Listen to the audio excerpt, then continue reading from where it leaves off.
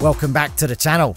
This is our latest video under our Grand Prix Adventure video series, and through this video, we hope to assist you in planning your Monaco Grand Prix, which is considered as one of the oldest and most prestigious events in the current F1 calendar.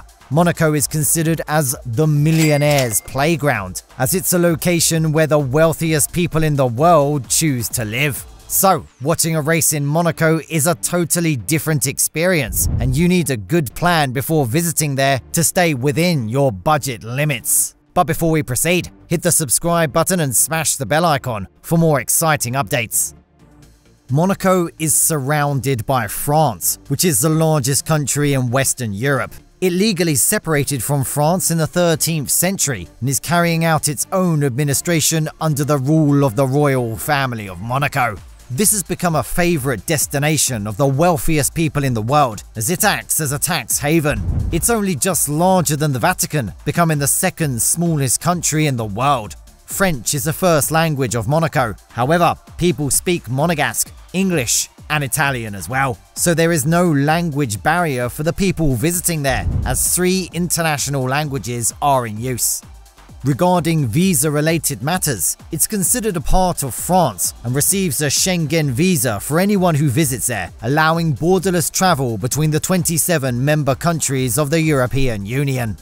The Monaco Grand Prix is ranked among one of the most expensive events in the current F1 calendar. It has only a grandstand capacity of 40,000, but this event usually attracts around an attendance of 200,000 to the Principality, as it offers alternative viewing opportunities other than the grandstands, as the layout of Circuit de Monaco winds around the buildings in the city. So, it usually comes with a number of hospitality packages in addition to the grandstand tickets. These packages include hospitality in trackside terraces or on yachts, which are anchored in Monaco Harbour.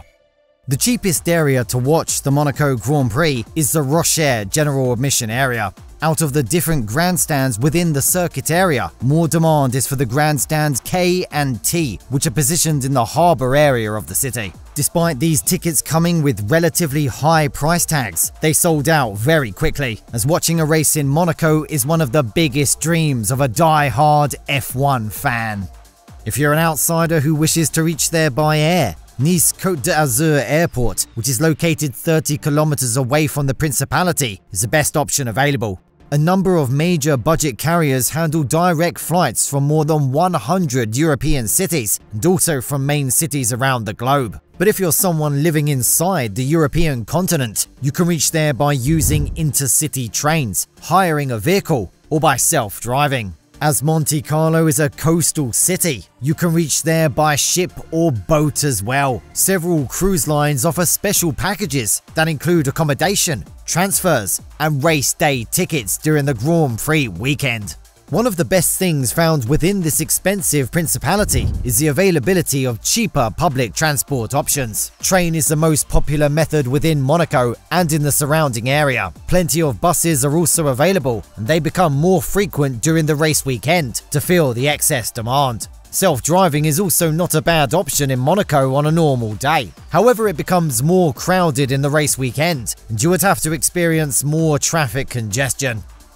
When selecting accommodations, the most important thing that you should remember is the availability of free access to nearby cities in France or Italy, as your visa is valid for all these Schengen areas. Staying within Monte Carlo where the race is held is quite expensive and not a good option unless you have set bigger expenditure margins in your budget. Only a handful of hotels are available within the Principality, and the demand for these accommodation facilities rises during the race weekend. Most notably, their prices are skyrocketed, exceeding the average price range. But if you wish to spend your Grand Prix weekend in the Principality at any cost, hotels like La Meridia Beach Plaza, Hotel Metropole Monte Carlo, and Port Palace can be recommended, as they offer everything that you wish to have in an expensive living atmosphere like Monte Carlo. But the majority of F1 fans choose the nearby city of Nice to find their accommodation, as it's comprised of a number of options that suit different budget plans. You just have to take a short train ride to get there from the Principality. It's a beautiful old town full of beautiful beaches and plenty of history and culture. The village area called Monte, which is located 10 kilometers east of Monaco, is also a good choice for accommodation, as you only have to spend 20 minutes to get there by train. This is a good option to save your money in an expensive region like Monaco.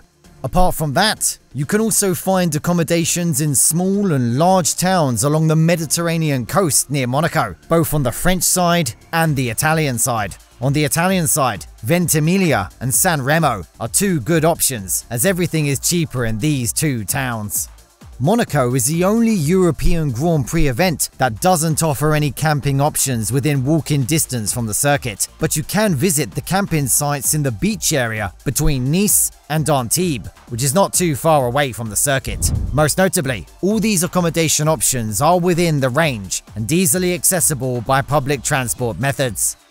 Despite its smaller size, there is a number of things to do in Monaco. This small country is only 2.1 square kilometers in size, and only 39,000 residents are living inside this country. That means any visitor can see everything within 2 or 3 days. One of the main tourist attractions within Monaco City is Casino du Monte Carlo, which is the finest product of the Belle Epoque architecture. This casino is world famous and open to tourists from 10 AM to 1 PM, with gaming from 2 PM. It's worth visiting there at least to enjoy its architecture. This offers not only gaming-related services, but also a variety of restaurants, lounge bars, an outdoor garden, and the Opera du Monte Carlo for the tourists who visit there. One of the most important buildings in Monaco is the Prince's Palace of Monaco, which serves as a residence of the royal family of Monaco. It's closed to the general public and open for tourists seasonally, providing access to the key components of the palace, like the Hercule Gallery, Throne Room, Yellow Room, Mirror Gallery, Red Room, and the York Room. Even when it's closed, you can enjoy the beauty of this architectural masterpiece from outside, and also the changing of the guard ceremony that takes place every day at 11:55 AM. One other key attraction in the city is the Oceanographic Museum, which was built by Prince Albert I. It contains a collection of more than 6,000 preserved and living marine specimens. This building is full of aquariums and education spaces, which allow you to spend several hours to enjoy the beauties of the marine world. Apart from this Oceanographic Museum, there is a range of museums within the territories of Monaco, which are specialized in different fields and fits with the interest of travelers with different tastes. Out of these museums, the main one, Nouveau Musée National de Monaco, is a great place to get a good idea about the history of this region. We have covered every important matter that you need to know before your visit to Monaco, and hope this will assist you in planning your Grand Prix journey without any troubles. You should have a good bank balance before visiting there, as it's ranked among the most expensive F1 events in the F1 calendar. But if you're okay with that matter, then you can have a great racing experience in Monaco. Thank you for watching the video. If you enjoyed the video, subscribe to the channel to get more exciting Formula 1 news. We'll see you in the next video, guys. Goodbye.